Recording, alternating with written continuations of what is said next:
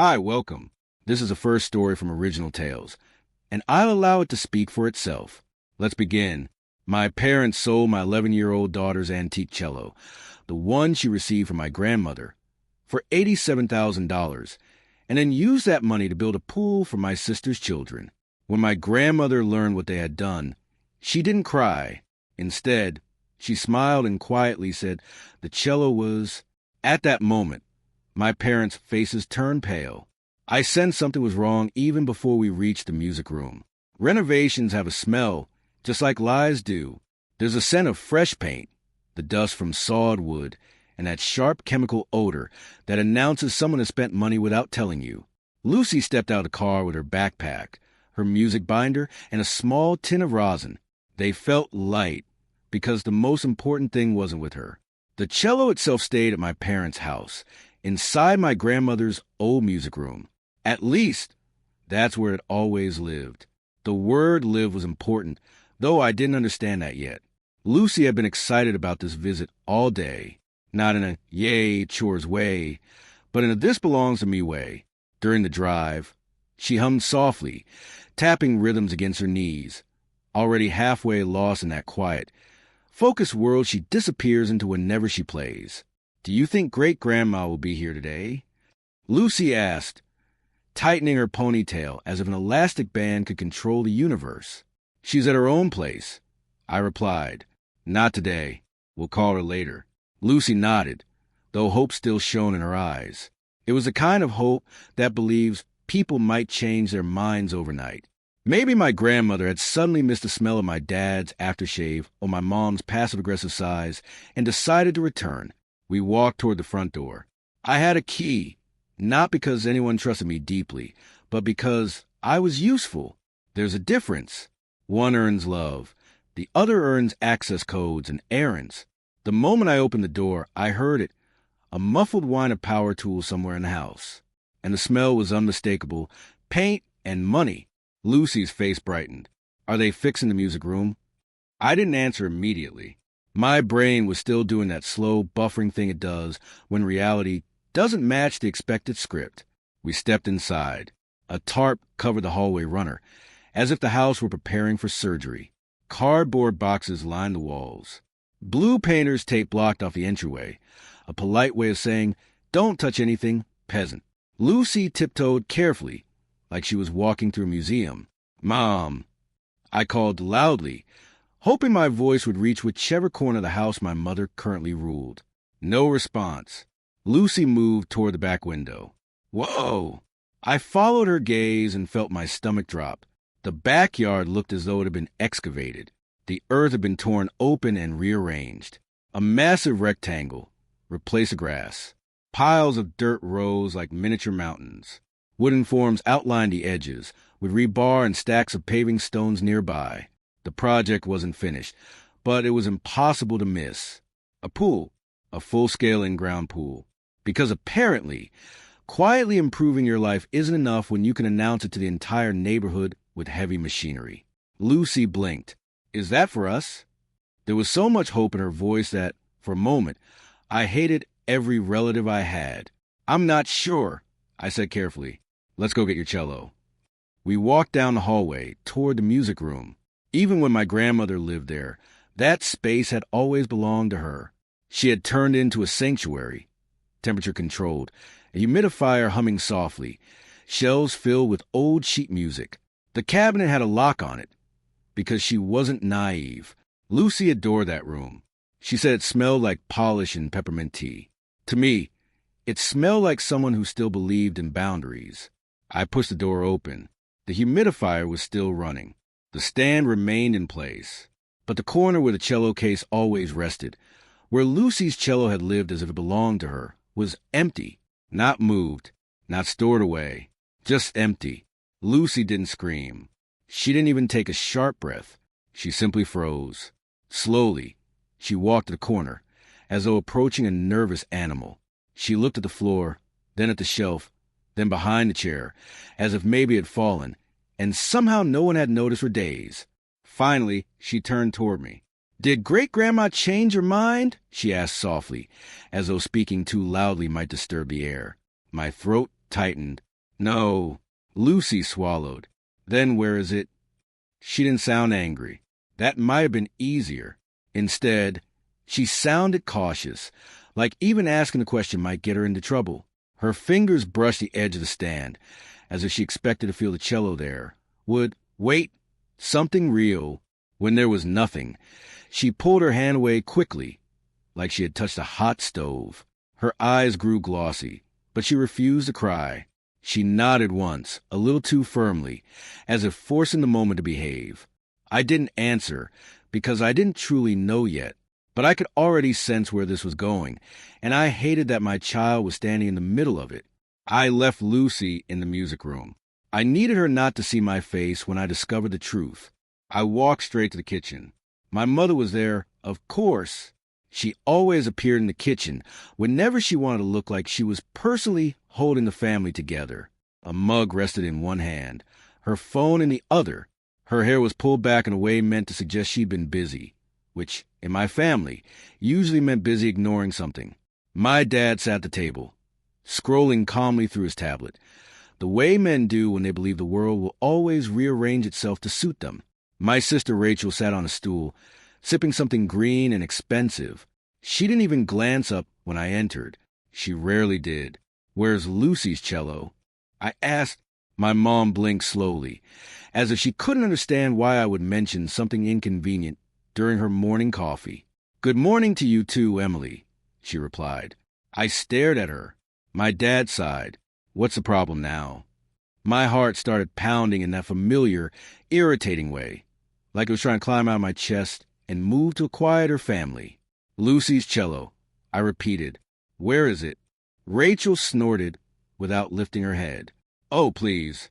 My mom calmly took another sip of coffee. Your father handled it. Handled it. That phrase always felt like a red flag written in elegant cursive. Handled it how? I asked. My dad finally looked up. We sold it. The room suddenly fell into an uneasy silence, as if the walls themselves were waiting to hear what would be said next. I blinked in disbelief. You sold it? Yes. My dad replied calmly, as though he were explaining something ordinary, like filing taxes. It was valuable. It was just sitting there, and your grandmother wasn't even using it. It wasn't hers, I said firmly. It belonged to Lucy. Rachel let out a laugh. She's 11. My mom gently placed her mug on the table with a quiet clink. Emily, don't start. Don't start. I repeated, stunned. You sold my daughter's cello. My dad leaned back in his chair. It was a family asset. No, I said, my voice tightening. It was meant for Lucy. Grandma made that very clear. Rachel finally raised her eyes, irritation flashing across her face. And my kids are what? Chopped liver? Ben and Olivia weren't even in the room. Yet somehow, they still managed to be the center of everything. My mom gestured casually toward the backyard. We're doing something nice for the children. I stared at her. The children, she repeated, as if she expected applause. Ben and Olivia deserve space. They deserve. And Lucy doesn't. I cut in. My dad rubbed his forehead, already acting exhausted by my presence. Lucy will be fine with a student cello. You can rent one. Lots of kids do.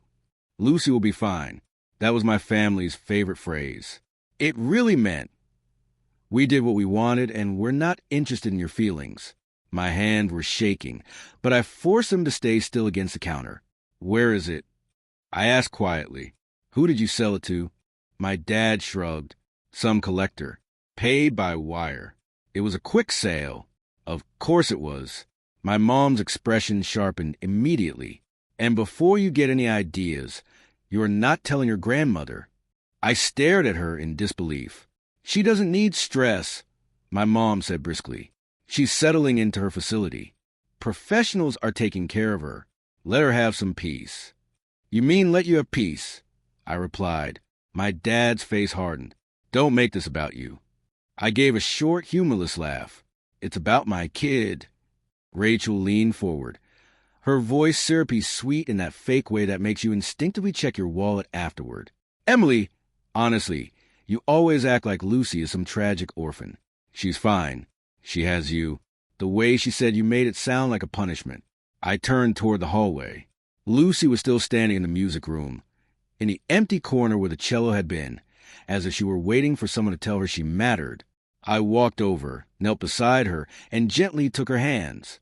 "We're going home," I told her. Lucy nodded quietly without arguing. That was the worst part. She didn't protest. She simply folded it on herself like she had been trained to accept things like this.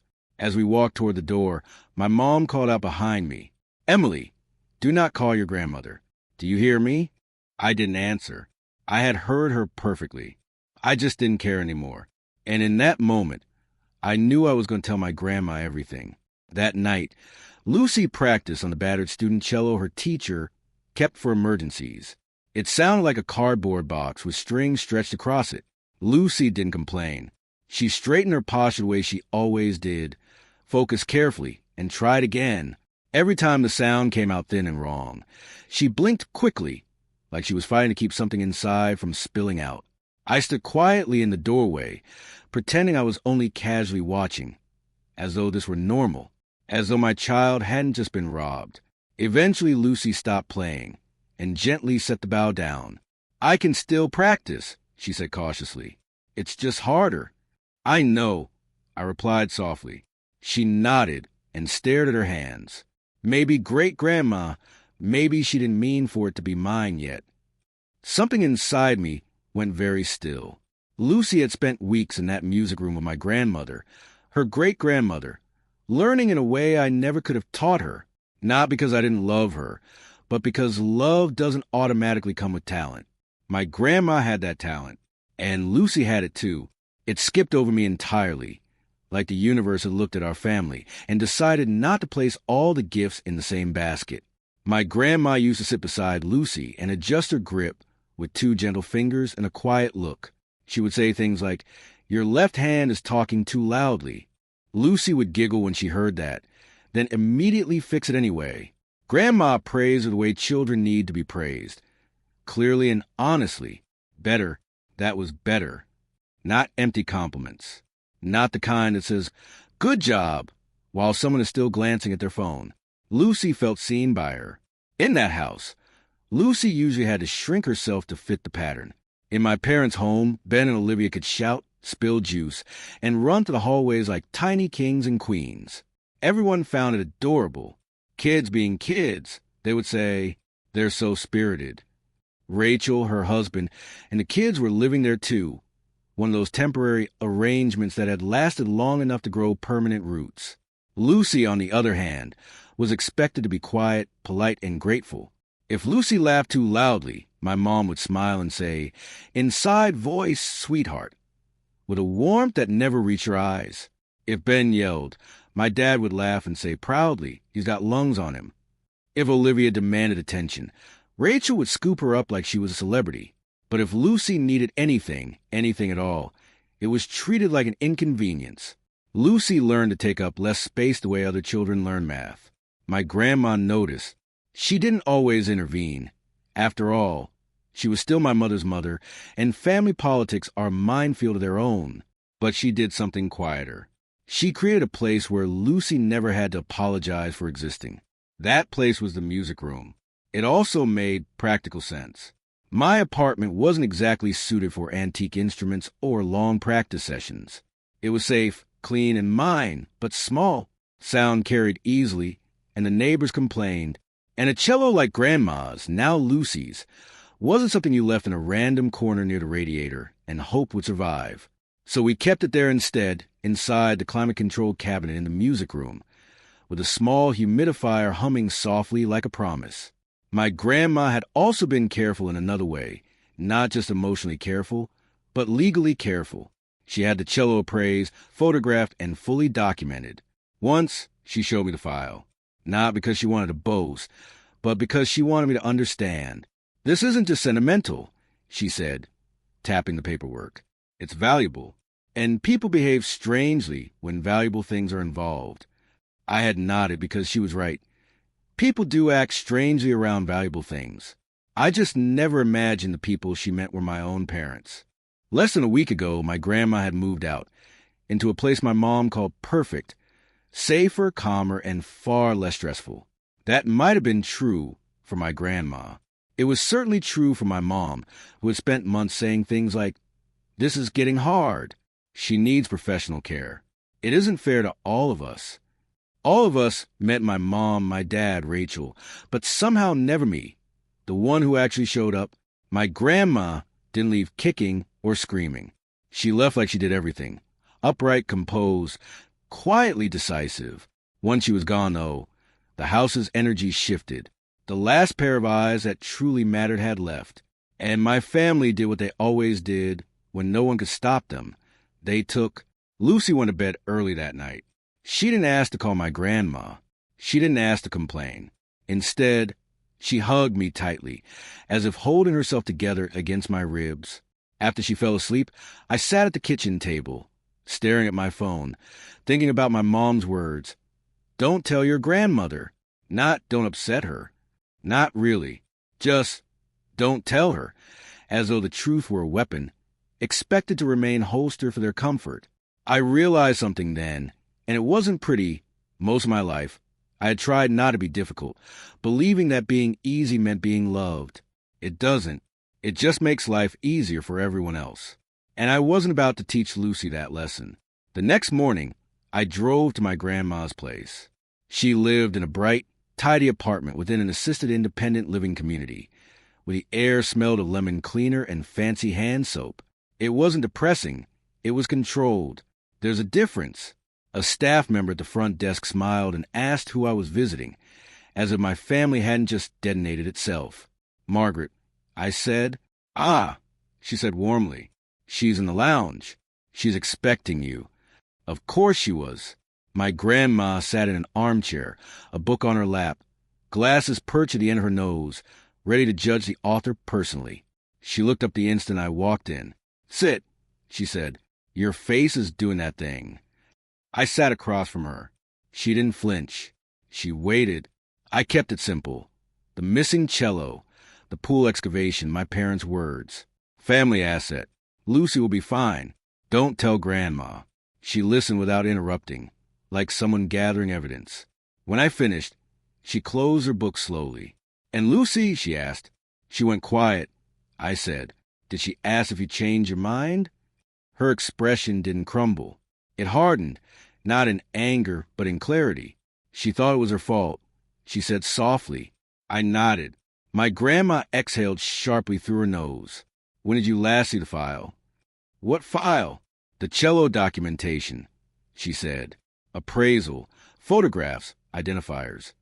"I saw it months ago. You showed me." I said. She nodded. "Good." She leaned forward slightly. "Emily, do you have any texts about the pool? Pictures? Anything that shows the renovation started right after I moved?" "I can screenshot Rachel's posts," I said, because of course Rachel had posted. Rachel could post her own funeral if the lighting was right. "Do that," my grandma said. I stared. "Grandma, are you okay?" She looked at me over her glasses. "I am not the one who should be worried," she said. Then she reached for her phone. "I'm going to make a call." I didn't ask who. My grandma had always kept her cards close, a trait my family treated as sweet and old-fashioned. It wasn't. It was strategy. She made the call, spoke quietly, and hung up. "I will handle it," she said. I blinked. "How?" She gave a small smile, not with yelling, which in our family was basically miraculous. She reached across and squeezed my hand, warm and firm. "Lucy is going to get her cello back," she said. My throat tightened. "How do you know?" Her eyes sharpened. "Because it was never theirs to sell." I froze. She watched my face carefully, measuring how much to reveal. "Not today," she said gently. "I will explain when it matters." She stood. "Go home. Be with your child. Let her practice. Let her feel normal where she can." "What about my mom and dad?" I asked. My grandma's smile didn't reach her eyes this time. "Let them enjoy their pool." I drove home feeling as if I'd stepped into a room where the air pressure had suddenly shifted. And then nothing happened. Not publicly, not immediately. Weeks passed. 6, give or take. Lucy practiced on the student cello, and on a rental we had managed to scrape together after her teacher found one at a discount. It wasn't awful, but it wasn't hers. The sound didn't bloom in the same way. Lucy adjusted anyway, because she was the kind of kid who adapted even when she shouldn't have to. The worst part was that she didn't complain. She just grew quieter. Meanwhile, my parents posted pictures of construction progress as if they had personally invented concrete. Rachel shared photos of Olivia holding a tiny inflatable flamingo, Ben wearing goggles, with captions like making memories and worth every penny. No apology, no mention of the cello, just smiling faces and a giant hole in the ground. That night, the invitation never came to me directly. Instead, it appeared in the family group chat, like a flyer taped to a pole. Barbecue. Saturday, 2 p.m. pool reveal. Bring a side if you're coming. No. Hope you can make it. No. Miss you. Just logistics. Because in my family, feelings are optional, but potato salad is mandatory. I stared at the screen. Lucy glanced over my shoulder again. Her face remained blank. Are we going? She asked. I opened my mouth, but I didn't have an answer yet. The next morning, my grandma called. We're going, she said. I swallowed. Grandma, what are you doing? Her voice was calm. I'm doing what I should have done earlier. I started to ask more, but she cut me off. Emily, she said, I don't want Lucy watching you swallow this. My chest tightened. Okay. There was a pause. Then she said, it's in motion. In motion, I repeated. The cello, she added. My heart jumped. What do you mean? She just smiled. You'll find out soon enough. Saturday was hot in that oppressive way that makes you feel like you're breathing through a wet towel. Perfect pool weather. Perfect. Look how great we're doing, weather. Lucy wore her swimsuit under her clothes because she's 11 and hope is stubborn. She didn't talk much on the drive over, and neither did I. When we pulled up, cars lined the street. People I recognized from holidays, aunts, uncles, cousins, neighbors, the kind of crowd my family loved because it made them feel important. The backyard looked like a brochure. Blue water shimmered under sun. The stone deck was spotless. The pergola had string lights, as if someone had watched one home improvement show and decided they were experts. Ben was already in the pool, splashing like a tiny shark. Olivia sat on a float with sunglasses, because of course she did. Rachel held a drink and laughed loudly at something someone had said, like she was hosting a talk show. My mom stood near the grill with that I am the matriarch posture she practiced in mirrors. My dad hovered nearby, smiling like a man whose life choices had just been validated by chlorine. And then Lucy and I walked in. My mom's smile flickered just a little, not because she was surprised we came, but because she was irritated that we had the audacity. Emily, she said, bright and fake. You made it. Hi, Mom, I replied. Rachel looked Lucy up and down. Hey. Lucy nodded politely, quietly like she'd been trained. Ben cannonballed into the pool. Everyone laughed. Olivia squealed. Rachel beamed. Lucy stood beside me, holding her towel folded carefully in her hands, like she didn't know where to put herself. I watched her eyes drift over the pool, the pergola, the new loungers, over what her cello had turned into. Lucy swallowed hard. I put my hand on her shoulder. She leaned into it without looking at me. That's when I knew I wasn't here for revenge. I was here because my child deserved to see what happens when you refuse to let people take from you and then demand gratitude. My dad clapped his hands. All right, everyone. Food's almost ready. My mom laughed. And before we eat, we just want to say, this has been a long time coming. We're so happy to finally have a backyard the kids can really enjoy. Applause. Rachel raised her glass. To family, she said. Applause again. Lucy's fingers tightened around her towel. Then someone asked, Where's Margaret? Isn't she coming? My mom's smile tightened. She's busy, she said quickly. Right on cue, the gate clicked. I turned. My grandma walked in. She wasn't in a wheelchair. She didn't look frail. She wore a crisp blouse and slacks, a calm expression that made the air feel colder even in the heat.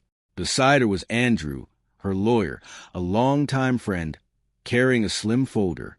The backyard went quiet in that way crowds do when they sense a shift but don't know its cause. My mom's face went pale. My dad's smile froze. Rachel's mouth opened slightly, then closed. My grandma stepped forward, eyes sweeping over the pool as if inspecting a poorly done paint job. "Well," she said pleasantly, "you've been busy." My mom forced a laugh. "Mom, this is a party." "I know," my grandma said. "That's why I came." Her eyes flicked to me, then to Lucy. Lucy straightened imperceptibly, her spine seeming to recognize safety. For a brief moment, my grandma's gaze softened. Then it returned to my parents. "I heard you sold the cello," she said. My mom's lips pressed tightly together. "We didn't want to upset you," she murmured. My grandma raised a hand. "You didn't want consequences." The words landed like a stone dropped into still water. My dad cleared his throat. "Let's discuss this privately," he suggested. A smile spread across my grandma's face, but it wasn't warm. "Oh, Thomas," she said, "you've had plenty of private time." A nervous chuckle rippled through the gathering.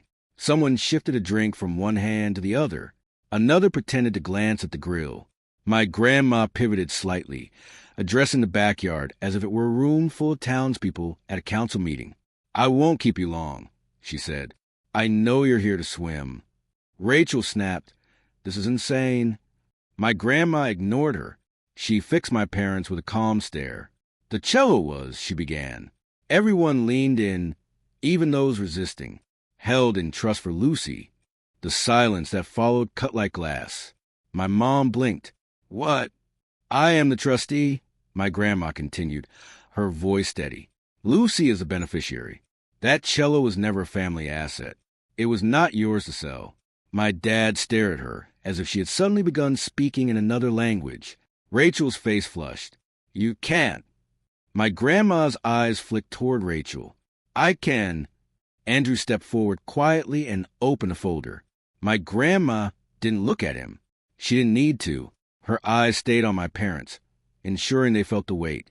"I documented that instrument," she said. "Appraisal, photographs, serial numbers, insurance, the works. I've been alive a long time and have met people." She paused. "Apparently, I'm related to some of them." A few people snorted. Dry humor sneaks under the skin while everyone decides whether laughter is allowed. My mom's voice trembled. "We didn't know anything about a trust." My grandma nodded. "Correct. You didn't." My dad finally found his voice. "Where is it?" A genuine smile returned to my grandma. "Safe." Lucy's head snapped up, relief flickering across her face. "Recovered this morning," my grandma said, after Andrew made some calls and filed a report. Lucy's breath caught. Not a sob, not a scream, just a quiet sound of relief trying to escape. Turning back to my parents, my grandma said, "You sold something you did not own. You took the money and put it into—" She gestured lazily at the pool. "This?" Rachel snapped. "It's for the kids." My grandma's gaze sharpened. "Lucy is a kid." Rachel's mouth opened, then closed. She glanced at Ben and Olivia, splashing happily, as if hoping they could serve as a shield. They didn't. Andrew cleared his throat gently. "Margaret," he said. My grandma nodded slightly. He stepped toward my parents and Rachel. "I have documents for you." My mom recoiled. "No." Andrew didn't raise his voice. He didn't need to. He held the papers like a waiter offering a check nobody wants to see. "Notice to vacate," he said calmly. 60 days. My mom stared as though the papers were poisonous. My dad's face turned from pale to gray. Rachel's voice rose shrill. "You're kicking us out?" My grandma tilted her head. "You sound surprised. That's the part one don't understand." "My home," my mom whispered, trembling. "You can't do this. This is my home." My grandma's expression remained calm. "It is the house you live in. That difference is a cliff." I felt Lucy press against my side.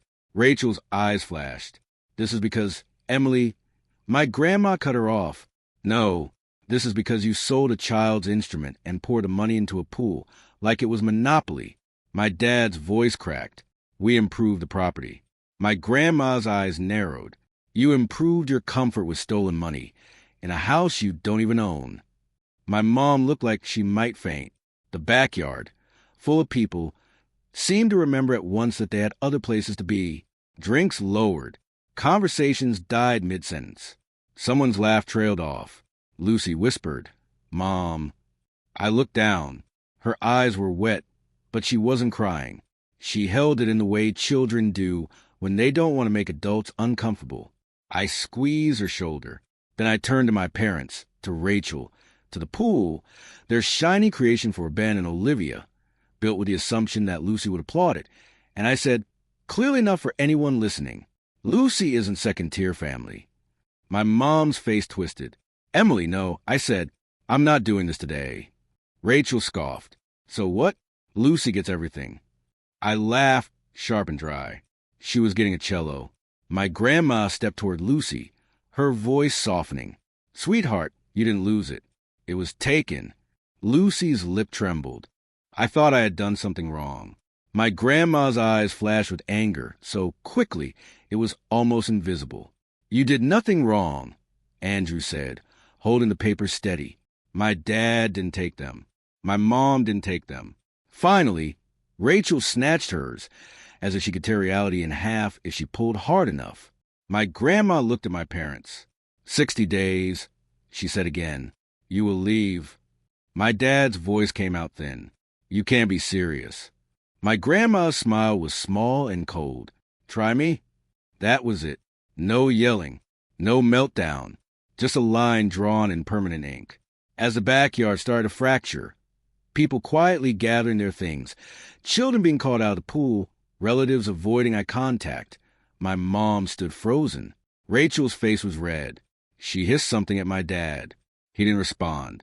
Ben and Olivia kept splashing for a few more minutes. Kids don't understand adult consequences until the adults enforce them. Lucy watched, then turned to my grandma. Do I get it back? She whispered. My grandma nodded. Yes. Lucy let out a breath I hadn't realized she'd been holding for 6 weeks. And I realized something, too. My parents' faces had gone pale, because my grandma had finally done the one thing our family couldn't survive. She stopped letting them pretend. Lucy got her cello back. It arrived the next day in a hard case that looked like it had passed through several hands, each one regretting it. My grandma opened it with Lucy, like it was a ceremony. Lucy ran her fingers over the wood, as if touching something alive. She didn't speak much. She just hugged my grandma tightly. And for a second, I saw my grandma close her eyes, allowing herself to feel it now that the danger had passed. Meanwhile, my parents discovered a hard truth about selling something you don't own. People want their money back. The buyer pursued them just as you'd expect, angry, embarrassed, and not interested in my mom's we didn't know routine. The words repayment plan entered my parents' vocabulary, like a disease. They couldn't pay it all at once. Most people can't, especially those who pour stolen money into concrete and chlorine. 60 days went faster than they expected. My mom tried bargaining. My dad tried guilt. Rachel tried rage. My grandma didn't move.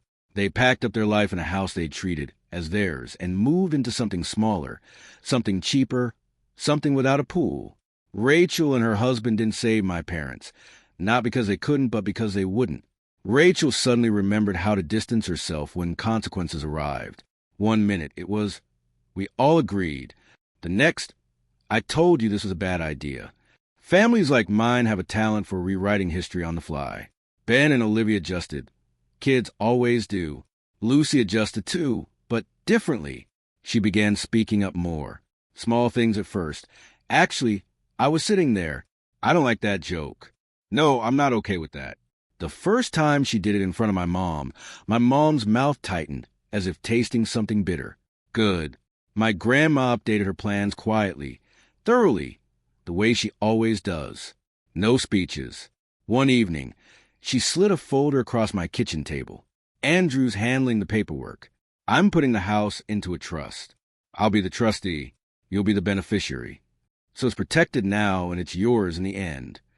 The day they moved out, Lucy and I packed up our apartment. No ceremony, just boxes, keys, and a house that finally felt like it could breathe. That first night, the house sounded different. No construction, no performative laughter, No heavy footsteps pacing ownership. Just quiet, the kind that feels earned. Then my grandmother moved back in, for real this time. Not as someone being cared for, not as an inconvenience managed in a spare room, but as a person who belonged there. Lucy helped her unpack like it was a celebration. Sweaters, books, even that little tin of peppermint tea. Each item a vote for the future. And then, naturally, my grandma sat in the living room while Lucy practiced. No shrine of silence. No tight smiles. No whispered, inside voice, sweetheart. Just music filling a house that finally knew who it was for. When spring came, Lucy auditioned for the Regional Youth Orchestra and got in. This time, she had her instrument and something else, proof. Proof that when someone tried to take her future and build a pool with it, the adults who mattered didn't tell her to swallow it. They showed up. They told the truth. And they made sure she never had to apologize for wanting a place at the table. So, what do you think? Did my grandma go too far or not far enough? Let me know in the comments. And subscribe for more.